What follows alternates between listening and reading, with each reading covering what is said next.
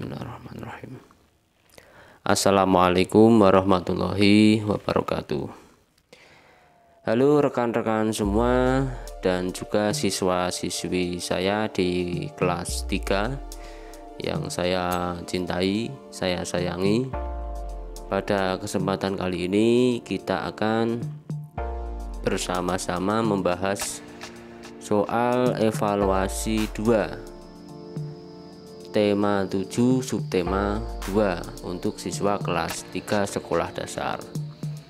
Tema 7 tema perkembangan teknologi dan subtema 2 itu adalah perkembangan teknologi produksi sandang atau produksi pakaian ya. Soal evaluasi 2 ini bisa kalian lihat di halaman 86 buku 3G ya. Oke, kita langsung saja ke soal nomor 1, soal PPKN ya. Perbedaan di antara teman harus kita titik-titik. Apakah A kita hargai, B kita hilangkan, C kita samakan.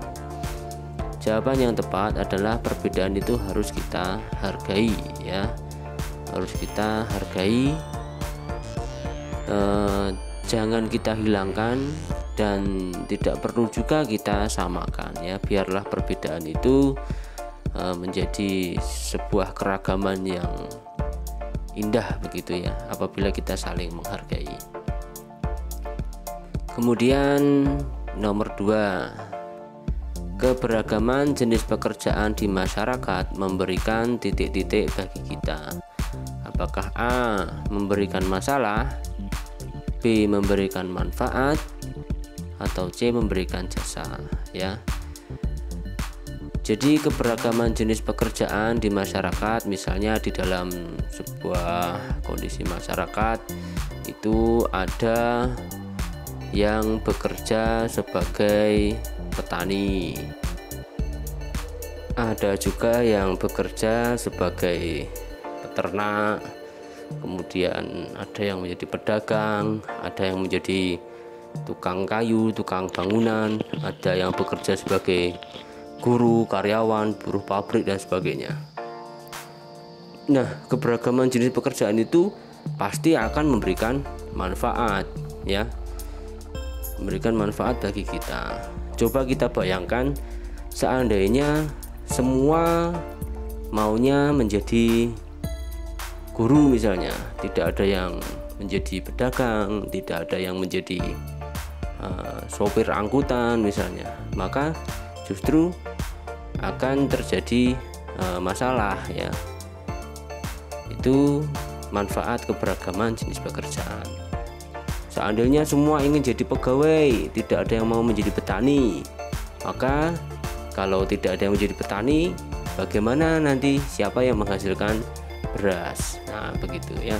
Jadi keberagaman itu tentu akan memberikan manfaat bagi kita bersama. Nomor 3 ya. Guru dan dokter memiliki keahlian yang titik-titik. Apakah A sama, B berbeda, C serupa? Jawabannya tentu saja keahlian yang berbeda ya.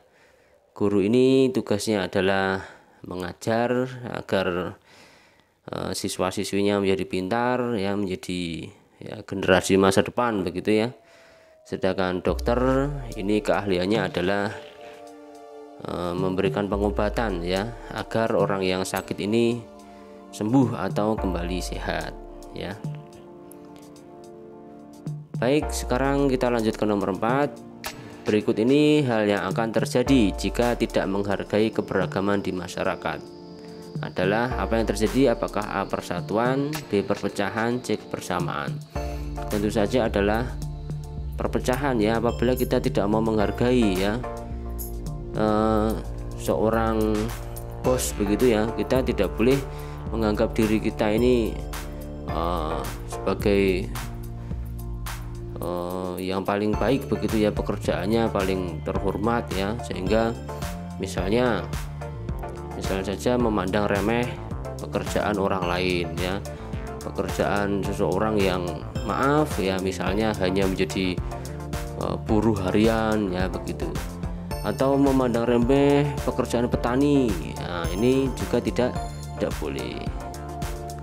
Misalnya ada lagi, wah hanya seorang tukang parkir misalnya, ya semua pekerjaan itu pasti akan memberikan manfaat bagi orang lain ya.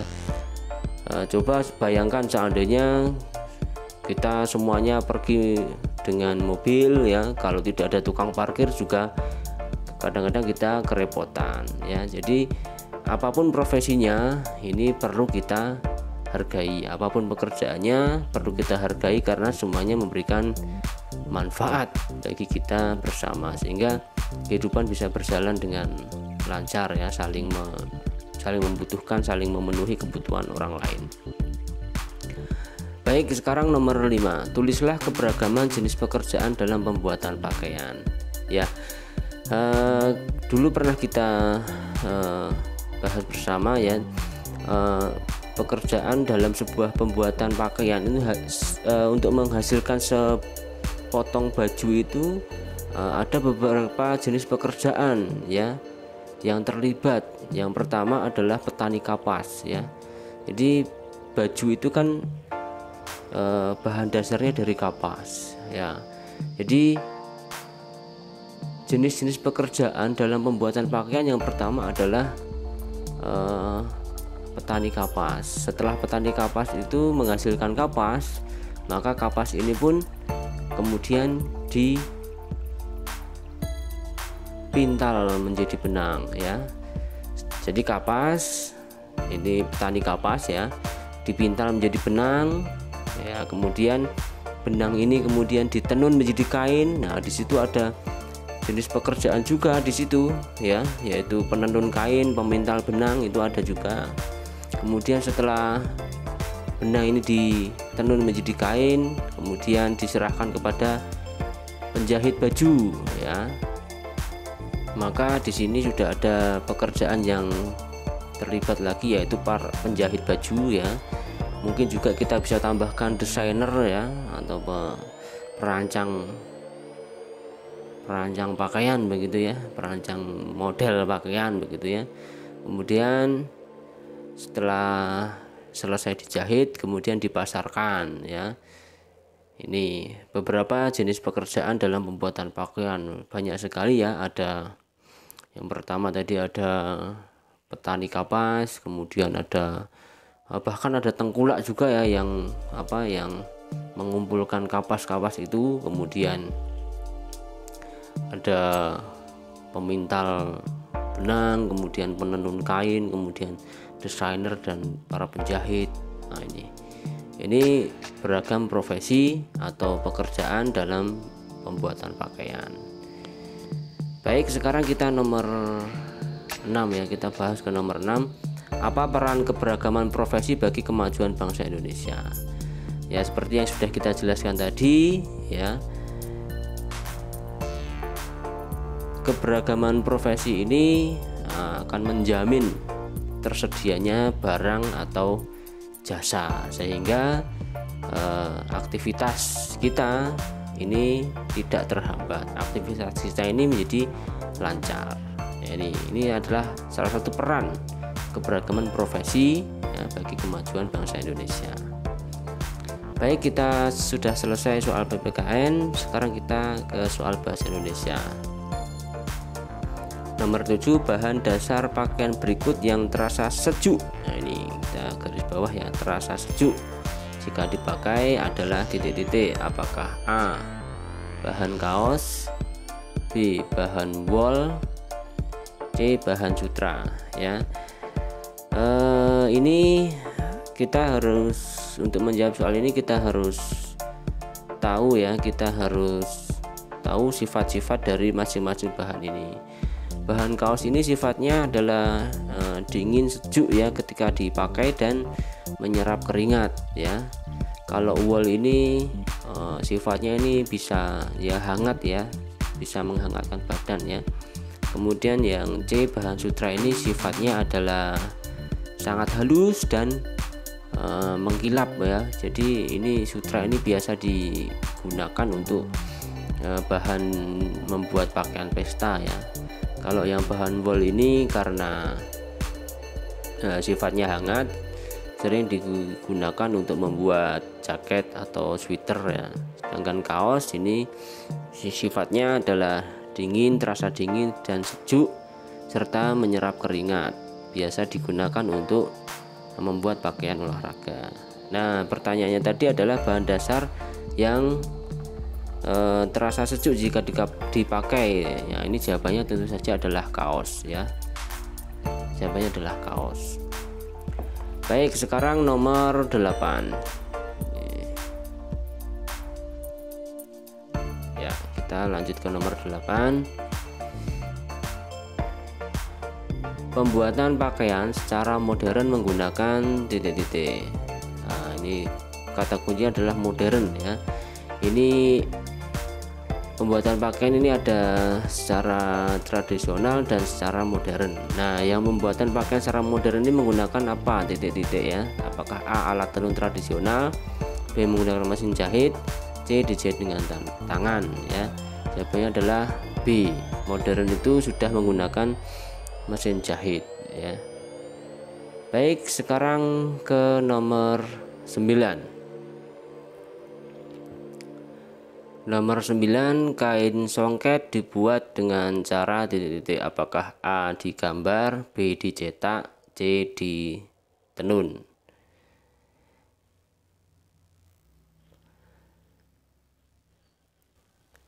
Baik, kain songket itu merupakan kain tradisional khas Melayu dan Minangkabau ya, yang dibuat dengan cara ditenun ya. Ditenun menggunakan alat tradisional, menggunakan benang emas dan perak ya, menggunakan benang emas dan perak. Jadi pembuatan kain songket ini dibuat dengan cara ditenun ya, dengan cara ditenun.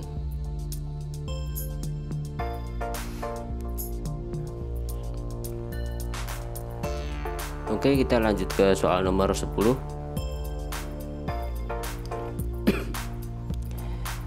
Baju olahraga menggunakan bahan yang titik-titik. Apakah A, mengkilat dan tipis, B, menyerap keringat, C, tebal dan panas. Ya, sudah kita singgung tadi di soal nomor 7 ya. Jadi baju olahraga ini menggunakan bahan yang menyerap keringat, yaitu bahan kaos ya. Bahan kaos ini nomor 7 tadi. Baik, sekarang kita lanjut ke soal nomor 11. Jelaskan proses pembuatan pakaian ya. Proses pembuatan pakaian bisa kalian lihat pada halaman 57 ya. Kita lihat coba halaman 57. Nah, ini di sini. Ini adalah proses pembuatan ya, pakaian ini ya. Ini jadi seperti yang sudah saya sampaikan tadi, di sini ada tani kapas yang menghasilkan kapas, kemudian kapas ini dikumpulkan oleh pengepul kapas ya. Pengepul kapas, maaf tadi saya menyebutnya malah tengkulak ya. Ini jadi pengepul kapas, kemudian kapas-kapas ini dipintal menjadi benang, kemudian selanjutnya panah ke bawah, ini benang ditenun menjadi kain. Kemudian kain dijahit menjadi baju ya. Menjahit ini kemudian setelah menjadi baju, kemudian baju dijual di toko ya, dan dibeli oleh masyarakat. Nah, bisa dibeli dan dipakai oleh masyarakat. Ini tahapan pembuatan kain. Kita lanjut lagi ya. Kita kembali lagi ke soal evaluasi 2. Jadi sekarang nomor 12, apakah perbedaan pembuatan pakaian secara tradisional dan modern?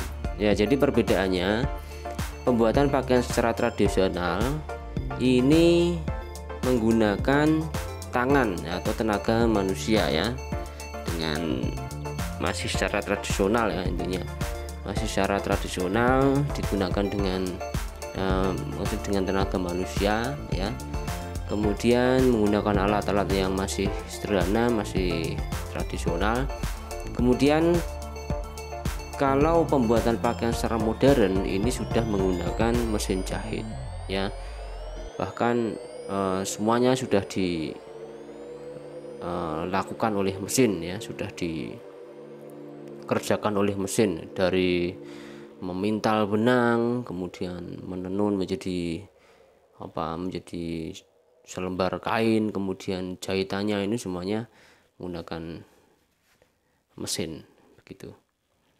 Baik, sekarang nomor 13 ya, kita sudah selesai untuk bahasa Indonesia. Kita lanjut ke soal matematika nomor 13. Bangun datar titik-titik memiliki simetri lipat ya. Ini karena simetri lipat ini berarti bangun datar yang simetris ya, yang B jawabannya.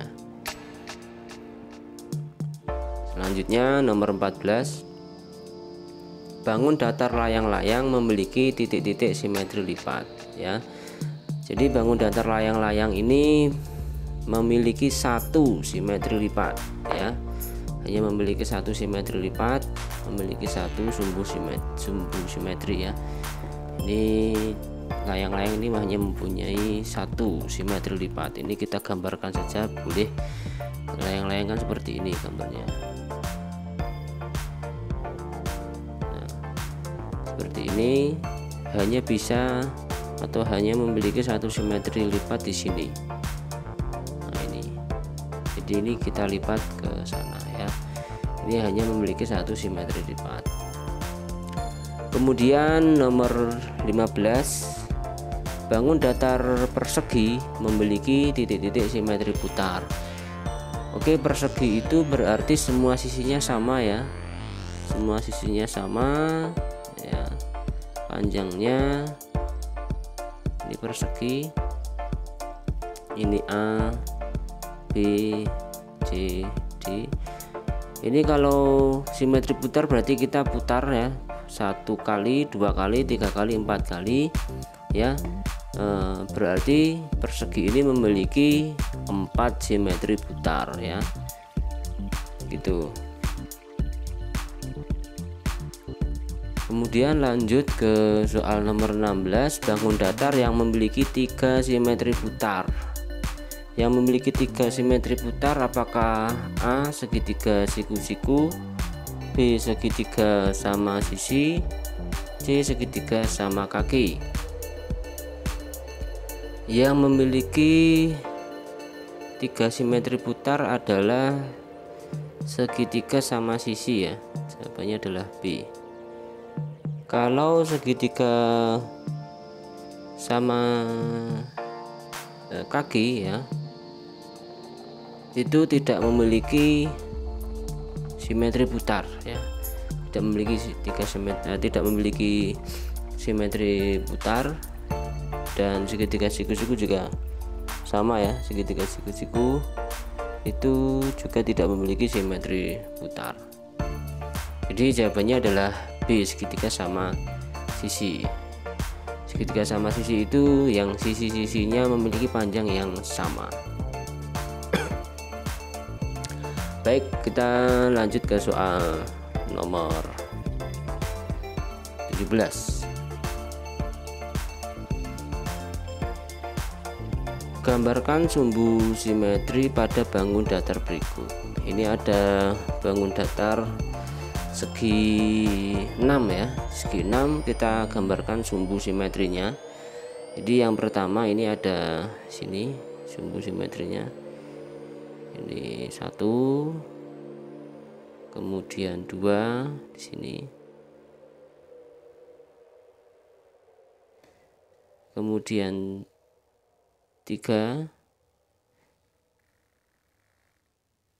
kemudian 4, kemudian 5 dan 6 ya. Jadi memiliki 6 sumbu simetri. Oke, sekarang kita lanjut ke halaman nomor 18. Berapa banyak sumbu simetri pada bangun datar belah ketupat? Sumbu simetri belah ketupat ya, kita gambarkan dulu belah ketupat. Belah ketupat ini bentuknya seperti ini ya. Sekilas hampir sama dengan persegi ya, tapi sumbu simetrinya ada dua. Nah, ini di sini 1, 2. Ini belah ketupat ya. Kalau kita tarik ke sini, ini tidak sama ya, tidak simetris begitu.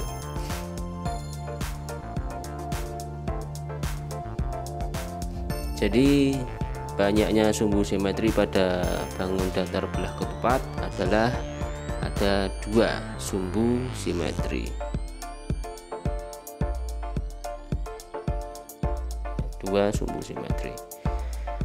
Oke, kita lanjut ke soal SBDP nomor 25 ya. Untuk PJOK kita lewati, kita lompati ya. Baik, nomor 25 ini kita dekatkan.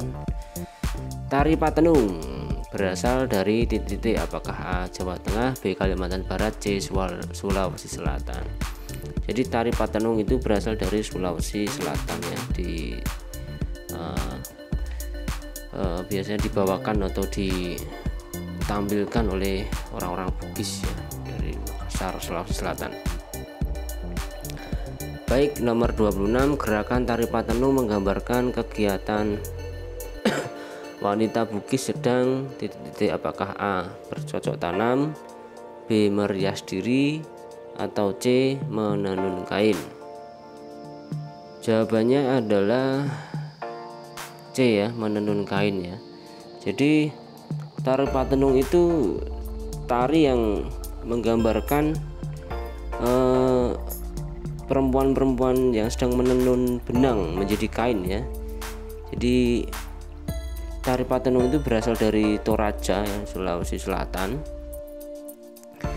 Dan ini merupakan tarian adat yang menggambarkan perempuan-perempuan Bugis sedang menenun benang menjadi kain ya.